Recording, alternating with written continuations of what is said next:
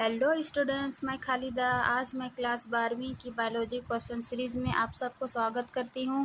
इससे पहले हम लोग 2024 की क्वेश्चन बैंक से क्वेश्चन प्रैक्टिस कर चुके हैं और आज का यह वीडियो 2023 की क्वेश्चन प्रैक्टिस कराऊंगी। जिसने 2024 की क्वेश्चन प्रैक्टिस नहीं देखे हैं वो एनसीईआरटी साइंस चैनल पर जेक बोर्ड 12वीं की बायोलॉजी क्वेश्चन नाम से प्लेलिस्ट बना हुआ है, आप वहां से देख सकते हैं। चलिए शुरू करते हैं आज की क्लास। आज की क्लास है 2023। सबसे पहले देखते हैं अति लघु उत्तरीय प्रश्न कि मानव नर के द्वारा स्रावित किए जाने वाले लिंग हार्मोन का नाम लिखिए। मानव नर में लिंग हार्मोन जो है वो टेस्टोस्टेरोन है और मादा में होता है प्रोजेस्टेरोन। और फिर ये अनुकूली विकिरण का एक उदाहरण दे। अनुकूली विकिरण का उदाहरण हम लोग 2024 के क्वेश्चन में भी देखे और 2023 में भी पूछ रहा है। क्या है इसका? Darwin Finch. फिर ये मानव कल्याण में उपयोग में आने वाले दो सूक्ष्मजीव के नाम लिखिए। तो हो गया ईस्ट और लैक्टोबैसिलस बैक्टीरिया और ईस्ट। फिर भारत के दो जैव विविधता हॉटस्पॉट के नाम लिखिए।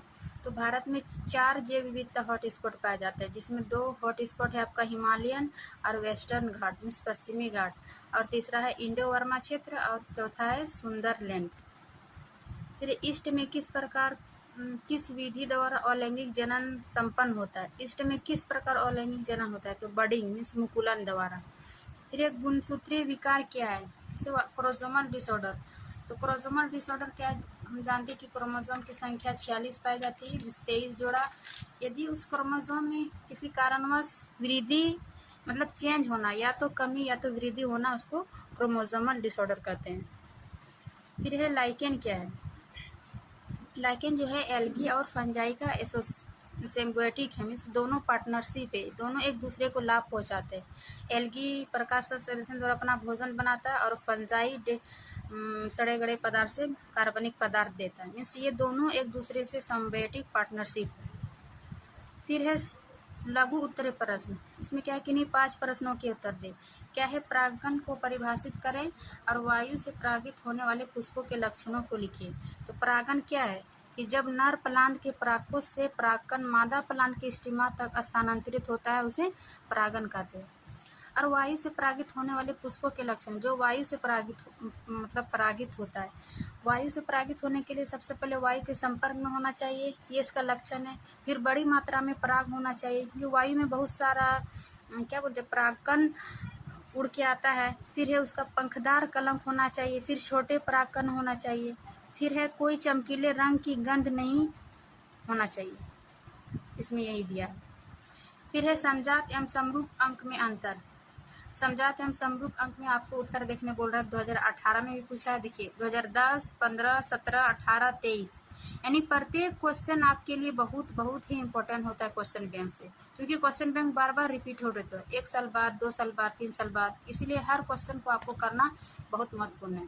चलिए जानते हैं समजात एवं अनुरूप अंकों क्या है। समजात मीन्स होमोलॉगस, समरूपता मीन्स एनोलॉगस। समजात क्या है? जिसकी मूल रचना एवं उत्पत्ति समान होती है, जिनकी मूल रचना एवं उत्पत्ति समान होती है, उसे समजात अंक कहते हैं। फिर है कि जिनकी मूल रचना एवं उत्पत्ति असमान होती है, समान नहीं होती, इसको एनालॉगस कहते हैं।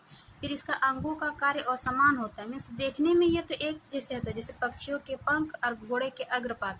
इसकी मूल रचना एवं उत्पत्ति समान होती है, लेकिन कार्य अलग अलग, जैसे पक्षियों के पंख उड़ने के लिए, घोड़े के अग्रपाद दौड़ने के लिए, चलने के लिए, फिर पेंगुइन के चप्पू, मनुष्य के हाथ, हम लोग अलग अलग करते हैं, लेकिन इसकी उत्पत्ति और रचना एक समान है।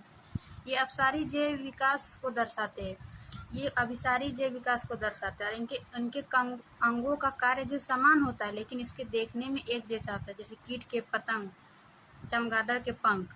तो इसकी मूल रचना एवं उत्पत्ति असमान होती है, बस ये ध्यान रखना है। फिर क्या है?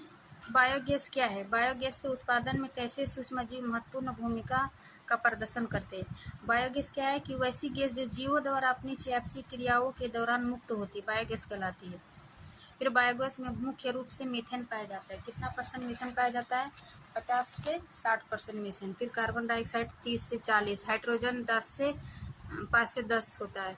इसके अतिरिक्त कुछ मात्रा में सल्फाइड, नाइट्रोजन और अमोनिया होती है। बायोगैस का निर्माण कृषि के अपशिष्ट व व्यर्थ पदार्थ तथा पशुओं के गोबर से होता है। इस क्रिया में मेथनोजेनिस नामक बैक्टीरिया मुख्य भूमिका निभाता है। आपको ये वाला इम्पोर्टेंट, मेथनोजेनिस मतलब बायोगैस में कौन सा बैक्टीरिया मुख्य भूमिका निभाता है, तो ये मेथनोजेनिस। फिर ये नीचे दिए गए चित्र एक सरलीकृत जैव भू रासायनिक चक्र को दर्शाता है। जैव भू रासायनिक चक्र क्या है? जो जीवों के अपशिष्ट से, जैसे हमारे मिट्टी में बहुत सारे कार्बन, फास्फोरस, कैल्शियम ये सब पाया जाता है, नाइट्रोजन, तो इस सब मिट्टी में पाया जाता है। फिर वो हमारे जीव जंतु जब डेड बॉडी उसको मिट्टी में क्या बोलते हैं, मिट्टी में गाड़ देते हैं, तो फिर वो मिट्टी अब इनऑर्गेनिक पदार्थ को ऑर्गेनिक पदार्थ में बदल कर फिर वो हमारे शरीर में आ जाती है। मीन्स बार बार चक्र होते रहता है इसका क्रिया। इसको कहते हैं जैव भू रासायनिक चक्र। जैसे यहाँ दिया, श्वसन से हम क्या निकालते हैं? कार्बन डाइऑक्साइड निकलते हैं। फिर जीवाश्म ईंधन एवं लकड़ी का दहन से क्या निकलता है? कार्बन डाइऑक्साइड निकलता है। फिर जंगल की आग से क्या निकलते हैं? Carbon dioxide. और ये कार्बन डाइऑक्साइड कौन ग्रहण करते हैं? पौधे ग्रहण करके फिर ये पौधा क्या देता है? ऑक्सीजन। ठीक, फिर ऑक्सीजन मनुष्य ग्रहण किया, फिर मनुष्य क्या दिया? कार्बन डाइऑक्साइड दिया। मतलब इस प्रकार बार बार चक्रित होते रहता है, जैसे जैव भू रासायनिक चक्र कहते हैं। फिर यहाँ क्वेश्चन पूछा है कि उस यौगिक का नाम लिखिए जिसका चक्रण ऊपर दर्शाए गए चित्र में दिया गया है। मतलब यहाँ पर क्या हुआ? कार्बन डाइऑक्साइड, उस चक्रण का नाम बताए जिसमें दिया गया है। फिर है इसकी अत्यधिक मात्रा का क्या विपरीत प्रभाव पर्यावरण पर पड़ता है? इसका विपरीत प्रभाव क्या पड़ता है? यदि कार्बन डाइऑक्साइड की मात्रा अधिक हो तो इसका प्रभाव क्या पड़ता है? पृथ्वी गर्म हो जाती है, मीन्स ग्लोबल वार्मिंग बढ़ जाता है। ग्लोबल वार्मिंग बढ़ने से क्या होगा? जैसे हिमालयन का बर्फ है वो सब पिघलने लगेगा, तो इसका अत्यधिक प्रभाव हो गया, विपरीत प्रभाव हो गया। फिर है इसके प्रभाव को कम करने के लिए 2 उपाय सुझाइए। इसके प्रभाव को कार्बन डाइऑक्साइड को कौन ग्रहण कर रहा है? पौधा। यानी हमको अधिक से अधिक वृक्ष लगाना चाहिए, क्योंकि ये कार्बन डाइऑक्साइड के प्रभाव को कम किया जा सकता है। फिर है दूसरा कारपोल। फिर है यहाँ नेक्स्ट क्वेश्चन, यौन संचारित रोगों के संक्रमण से बचाव के लिए कौन से उपाय किए जाने चाहिए? मीन्स यौन संचारित रोगों से संक्रमण से बचाव के लिए।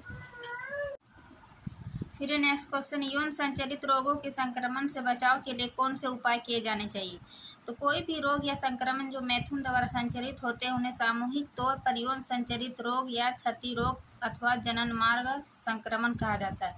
मीन्स सेक्सुअल ट्रांसमिटेड डिजीज, जो सेक्स क्रिया से डिजीज होता है, जैसे कि सुजाक, जिसको गोनोरिया भी बोलता है, फिर सिफिलिस, हर्पिस, जन्निक परिसर्प, फिर है ट्राइकोमोनास्ता, लैंगिक मत्स्य यकृत शोथ बी, और हाल ही में सर्वाधिक चर्चित एवं घातक HIV, जिसको एड्स भी कहते हैं, आदि सामान्य संचरित रोग है। मीन्स सबसे सर्वाधिक एवं घातक क्या है? एड्स है। इससे बचने के लिए निम्नलिखित उपाय अपनाने चाहिए कि किसी अनजान व्यक्ति या बहुत से व्यक्ति के साथ यौन संबंध ना रखें। फिर है मैथुन के समय सदैव कंडोम का इस्तेमाल करें। मैथुन में सेक्स। यदि कोई आशंका है तो तुरंत ही प्रारंभिक जांच के लिए किसी योग्य डॉक्टर से मिले और रोग का पता चले तो पूरा इलाज कराएं। फिर एक उपयुक्त एक संकरण की सहायता से प्रभाविता के नियम की संक्षिप्त व्याख्या करें। इसका हम लोग 2024 में पिछले वीडियो में देखे, फिर 2023 में, फिर 2010 में। मीन्स क्वेश्चन बैंक बार बार रिपीटेड होता है, 1 साल बाद, 2 साल बाद, और बार बार क्वेश्चन रिपीट होने से आप लोग को क्या होगा कि क्वेश्चन याद हो जाएगा, जिससे आप लोग को आसानी होगा। तो चलिए देखते हैं, पिछले वीडियो में भी हम यही आपके बुक से देखे, एक संकर जिसे मेंडल ने मोनोहाइब्रिड कहा। इसमें क्या है? शुद्ध लंबा पौधा लिया जो प्रभावी गुण था, और शुद्ध बोना पौधा लिया। जब ये दोनों को आपस में क्रॉस कराया तो F1 पीढ़ी में सभी पौधे क्या हुआ? लंबे प्राप्त हुआ। जैसे कि बड़ी टीटी और छोटी टूटी। फिर बड़ी टी को टी से कराया तो क्या? बड़ी टी, छोटी टी। फिर बड़ी टी को टी से बड़ी टी, टी टी। मीन्स 3 संकर लंबा और एक छोटा, नहीं सॉरी, मतलब सभी इसमें क्या हुआ? लंबे प्राप्त हुआ। फिर ये दोनों का आपस में क्रॉस कराया तो बड़ी टी और फिर छोटी टी, बड़ी टी छोटी टी को आपस में क्रॉस कराया तो बड़ी टी एक शुद्ध लंबा टी और एक शुद्ध बोना टी, और 2 संकर लंबा टी। मीन्स इसका फिनोटाइप क्या हुआ, 3 लंबा और 1 बौना। फिर जीनोटाइप क्या हुआ, 1 शुद्ध लंबा, 1 शुद्ध बौना और 2 संकर लंबे। इस प्रकार ये मेंडल का मोनोहाइब्रिड क्रॉस है। आप लोग फिगर बना के एक्सप्लेन कर दीजिएगा, हो जाएगा। फिर है कीटरोधी पौधे के उत्पादन में जैव प्रौद्योगिकी का उपयोग किस प्रकार हुआ। जैव प्रौद्योगिकी का कीटरोधी पौधे के उत्पादन के लिए पूछ रहा है, तो देखते हैं। कृषि में जैव प्रौद्योगिकी कीट प्रतिरोधी पौधे क्या है। कीट प्रतिरोधी पौधे का विकास कीटनाशक के उपयोग को कम करना। ऐसा ही एक दृष्टिकोण बीटी का परिचय पौधे को परिलक्षित करने के लिए विषय बीटी जैसे कपास बीटी, मकई, चावल, टमाटर, आलू और सोयाबीन बीटी की उपस्थिति के कारण क्या है इसको बेसिलस थूरिंजिनेसिस द्वारा उत्पादित विष जीन। फिर बीटी बैक्टीरिया से क्लोन किए गए विष जीन और पौधे में व्यक्त किए गए कीड़ों के लिए प्रतिरोध प्रदान करने के लिए जैव कीटनाशक का उपयोग किया जाता है। मीन्स कृषि में बीटी कॉटन का यूज किया जाता है। फिर है दीर्घ उत्तरीय प्रश्न, लॉन्ग आंसर टाइप क्वेश्चन में क्या है कि उपयुक्त चित्रों की सहायता से डीएनए प्रतिकृति की प्रक्रिया की व्याख्या करें।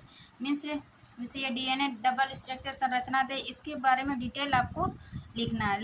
चूँकि लॉन्ग का 5 नंबर का क्वेश्चन है, तो चलिए हम जानते हैं। जैसे ये डीएनए क्या है, ये डीएनए एक डबल हेलिक्स संरचना है। इसको कौन दिया, डबल स्ट्रक्चर, ये वाटसन एंड क्रिक, इसको Watson and Crick model of DNA भी क्वेश्चन आ सकता है कि Watson and Crick model of DNA, या फिर डीएनए का डबल हेलिक्स संरचना, या फिर डीएनए का डिटेल लेक्चर लिखिए। तो इस तरह एक्सप्लेन करके लिखिएगा। सबसे पहले जानते हैं कि इस मॉडल के अनुसार डीएनए क्या है,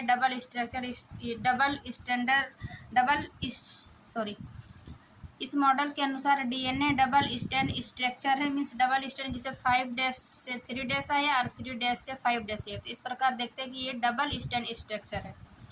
इसमें क्या है कि 2 स्टैंड आपस में एंटी पैरेलल होते हैं। एंटी पैरेलल मीन्स जैसे कि ये 5' से 3' है, फिर दूसरा स्टैंड क्या होगा 3' से 5'। इस प्रकार देखते हैं कि यह एंटी पैरेलल स्टैंड है। फिर है डीएनए बैकबोन बनाता है, जिसमें पेंटोस शुगर एंड फॉस्फेट होता है। बैकबोन जैसे ये वाला स्टैंड, इसके दोनों ये बैकबोन बनाए किससे, पेंटोस शुगर एंड फॉस्फेट से। फिर एक डीएनए एक लार्जेस्ट बायोमोलिकुलर है, जो सेल बायोमोलिक्यूल है सेल का। फिर डीएनए एक नेगेटिव चार्ज होता है, क्योंकि इसमें फॉस्फेट प्रेजेंट होता है, इस कारण ये नेगेटिव चार्ज होता है। फिर डीएनए में 2 पॉलीन्यूक्लियोटाइड चेन प्रेजेंट होते हैं, जो कि एंटी पैरेलल होते हैं, जो बताया 5' से 3' एंड 3' से 5'। बैकबोन शुगर फॉस्फेट ग्रुप होती है।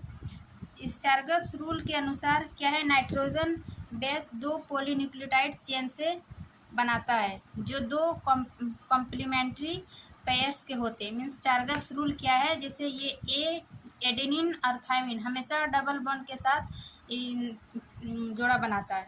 फिर साइटोसिन गुआनिन के साथ ट्रिपल बॉन्ड के साथ जुड़ा रहता है। जैसे ये हमेशा Chargaff rules, A double bond T, C triple bond G, T A, इस टाइप का। फिर टाइप ऑफ डीएनए भी आप लिख सकते हैं कि बी डीएनए होता है, A DNA, C DNA, D DNA, Z DNA. तो हम लोग डीएनए के डबल स्टैंड सुरक्षा हम लोग बी डीएनए में देखता है, और वाटसन एंड क्रिक ने बी डीएनए के बारे में ही बताया। सामान्यतः हम लोग बी डीएनए के बारे में ही स्टडी करते हैं। तो इस प्रकार देखिए, फिर हम ये डीएनए का जो एक टर्न होता है, तो एक टर्न बराबर 34 एंगस्ट्रॉन होता है। फिर 2 पेयर की दूरी 3.4 एंगस्ट्रॉन होता है। ये हम लोग लिख सकते हैं लॉन्ग क्वेश्चन में। आप लोग इसके नोट्स बना के रख लीजिए, या फिर स्क्रीनशॉट ले सकते हैं।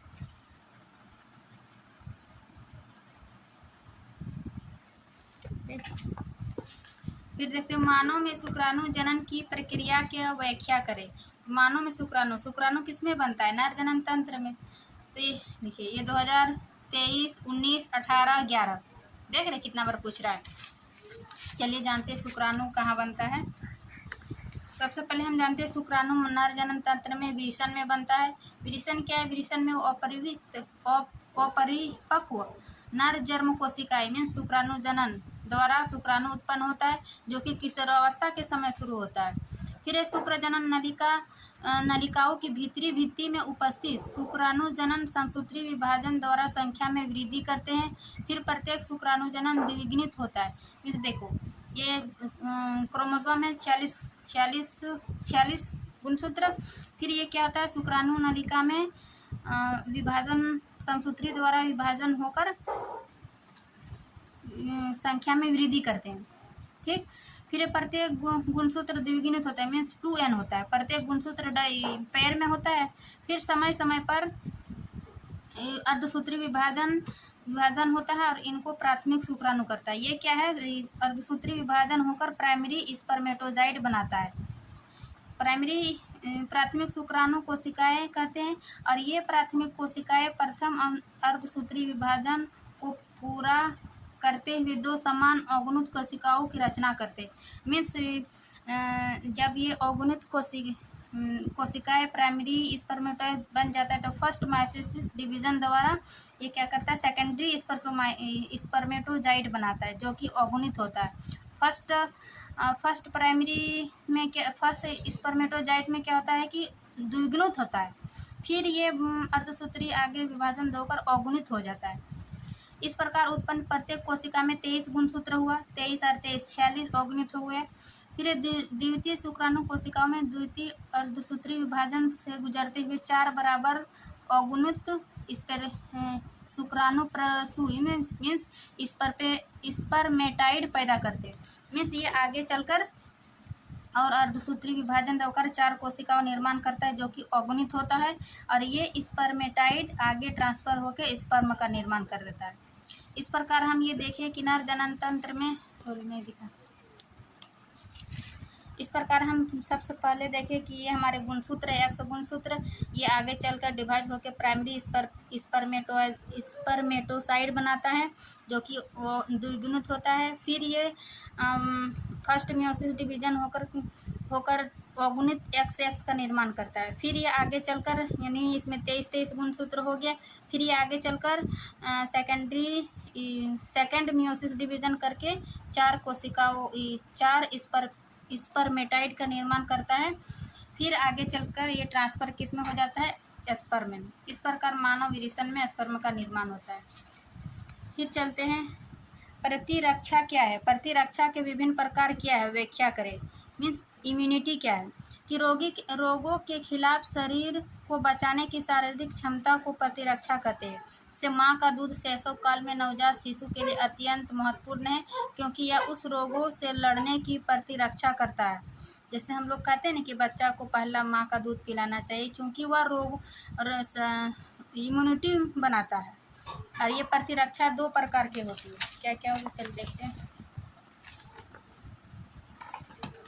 सहज प्रतिरक्षा मीन्स जन्मजात। फिर दूसरा है उपार्जित प्रतिरक्षा, मतलब व्यक्ति के जीवन काल में प्राप्त, जो जन्मजात ही हमें प्रतिरक्षा माँ से मिलती है। फिर दूसरा जो हम जीवन में प्राप्त करते हैं। फिर प्रतिरक्षा रोकने के तरीके, क्या क्या तरीके हैं कि रोगग्रस्त होने पर क्या करते हैं? किसी रोगों से पीड़ित व्यक्ति उस बीमारी के खिलाफ आजीवन प्रतिरक्षा प्राप्त कर लेता है, जैसे चेचक, खसरा या गलसुआ। फिर है टीकाकरण द्वारा, हम लोग पोलियो, तपेदिक, यकृत शोथ इत्यादि जैसे बीमारियों के खिलाफ टीका लगवाते हैं, जैसे बचपन में।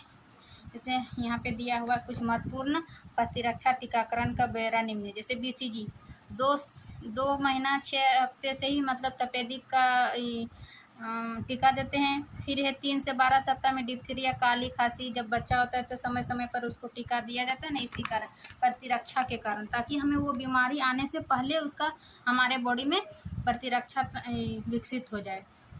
ये चार्ट दिया हुआ है, देख लीजिए आप लोग। फिर माँ को गर्भावस्था के दौरान लगाए जाने वाले टीके। फिर जब बच्चा माँ में गर्भ में रहता है उस समय भी टीका दिया जाता है। टिटनेस ऑक्साइड की प्रथम खुराक जैसे 16 से 24 हफ्ते में, शिशु जन्म के समय भी दिया जाता है शल्य चिकित्सा। फिर टिटनेस ऑक्साइड की बूस्टर खुराक, समय समय पर पोलियो ड्रॉप पिलाया जाता है, यही इसी के कारण। फिर है पुनर्योजन डीएनए तकनीक की विभिन्न साधनों की चर्चा करें, यानी डीएनए रिकॉम्बिनेंट टेक्नोलॉजी। चलिए हम इसको सरल भाषा में देखिए, 2023, 22, 18, 17 में पूछा है।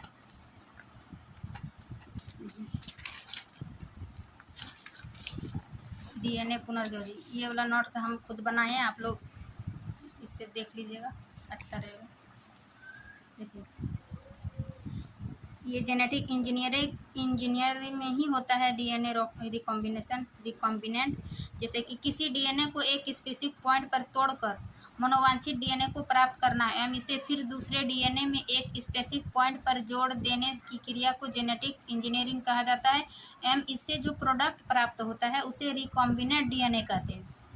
अब क्या, जेनेटिक इंजीनियर के द्वारा हम अपने इच्छा अनुसार किसी जीन को किसी दूसरे ऑर्गेनिज्म के मैनिपुलेट कर सकते हैं। इस क्रिया के द्वारा किसी ऑर्गेनिज्म के फिनोटाइप के डीएनए को एडिशन, डिलीशन एवं रिपेयर के द्वारा बदल सकते हैं। डीएनए को एडिशन, डिलीशन एवं रिपेयर के द्वारा बदल सकते हैं। जेनेटिक इंजीनियर का प्रिंसिपल एक निश्चित डीएनए को प्राप्त कर क्लोनिंग कर बहुत सारे आइडेंटिकल कॉपी का निर्माण करते हैं। मीन्स ये डीएनए रिकॉम्बिनेंट का प्रोसेस है कि क्या क्या किया जाता है।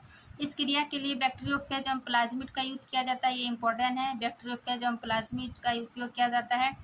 फिर है क्योंकि इसमें फॉरिजिन डीएनए के घुसने के बाद भी यह अपने तरीके से रिप्रोड्यूस करती है और इंसर्टेड डीएनए पैरेंटल डीएनए के साथ रेप्लिकेट करती है और यह क्रिया जीन क्लोनिंग कहलाती है। फिर इसका प्रोसेस जानते हैं डीएनए रिकॉम्बिनेंट का।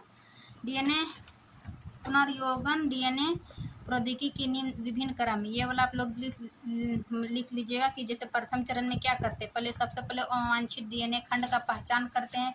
फिर इसको द्वितीय चरण में क्या करते हैं, प्रतिबंधित एंजाइम द्वारा डीएनए का खंडन करते हैं। फिर तृतीय चरण में अवांछित डीएनए खंड का विलगनन करते हैं। फिर अवांछित डीएनए खंड का लाइगेज द्वारा संवहन से बंधन। फिर है पंचम चरण में पुनर्योजन डीएनए का परपोषी में स्थानांतरण। फिर है षष्ठम चरण में कि परपोषी कोशिकाओं का माध्यम से संवर्धन। सप्तम चरण में वांछित उत्पाद का निष्कर्षण। इस प्रकार ये आप लॉन्ग क्वेश्चन में इतना लिखिएगा तब आपको मार्क्स मिलेगा। फिर है लास्ट क्वेश्चन आपका 23 देख रहे थे, वायु प्रदूषण क्या है, हमारे पर्यावरण पर वायु प्रदूषण का क्या प्रभाव पड़ता है। तो वायु प्रदूषण को किस प्रकार कम किया जा सकता है। सबसे पहले हम जानते हैं प्रदूषण क्या है। जो हमारे वातावरण में अवांछनीय पदार्थ जब मिल जाता है तो जैसे कि वायु प्रदूषण, जल प्रदूषण, ध्वनि प्रदूषण, ये सब के एक्स्ट्रा चीज़ जो हमारे वातावरण के लिए आवश्यकता नहीं है, ज़रूरत नहीं है, वो पदार्थ मिल जाने से प्रदूषण होता है। तो यहाँ वायु प्रदूषण मीन्स वायु में जो अवांछनीय पदार्थ मिल जाता है जैसे, और इसको रोकने के लिए क्या है कि मनुष्य इससे मतलब क्या प्रभाव पड़ता है।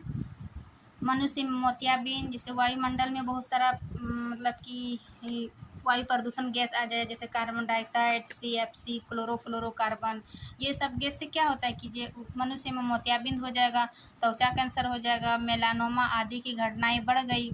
फिर पराबैंगनी किरणों के संपर्क में ज़्यादा आने से मनुष्य के भीतर की प्रतिरोधक क्षमता कम हो जाती है। फिर प्रकाश संश्लेषण की क्रिया प्रभावित होती है। जीवित प्राणी के न्यूक्लिक अम्ल नष्ट हो जाते हैं। पादप पलवक में प्रकाश संश्लेषण की क्रिया अवरोधित हो जाती है। पाद पलकों पर आश्रित पूरी जैव आहार श्रृंखला प्रभावित होता है। मीन्स एक उत्पादक यदि प्रभावित हुआ, जैसे प्रकाश संश्लेषण प्रभावित हुआ तो हमारे पौधे कम प्रकाश संश्लेषण की हुआ, इससे क्या हुआ कि पूरे आहार श्रृंखला प्रभावित हो जाएगा। इस प्रकार वायु प्रदूषण और उसके पर्यावरण से प्रभाव को देखें, इसको कम किया जा सकता है। जिससे अधिक से अधिक वृक्ष लगाएंगे, जैसे एक क्वेश्चन पिछले भी देखेंगे, अधिक से अधिक वृक्ष लगाने से क्या होगा, वो कार्बन डाइऑक्साइड अपना प्रकाश संश्लेषण भोजन बनाने के लिए यूज करता है और वो कार्बन डाइऑक्साइड प्रकाश संश्लेषण के दौरान हमें ऑक्सीजन देता है उसके बदले, इसलिए हमें अधिक से अधिक वृक्ष भी लगाना चाहिए। तो इस प्रकार ये आपका 2023 का क्वेश्चन बैंक समाप्त होता है। इसी के साथ ये वीडियो हमारा समाप्त होता है। मैं आशा करती हूँ कि आप लोग का ये लेक्चर समझ में आ गया होगा और आगे इसी टाइप का लेक्चर देखने के लिए हमारे चैनल को लाइक एंड सब्सक्राइब ज़रूर करें। Thank you.